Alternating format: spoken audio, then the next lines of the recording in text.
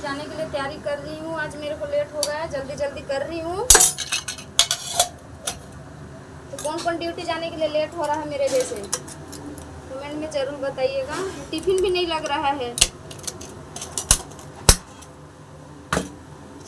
खाना तो खाऊंगी दोस्तों, लेट होगा या कुछ भी होगा, खाना तो खा के जाऊंगी।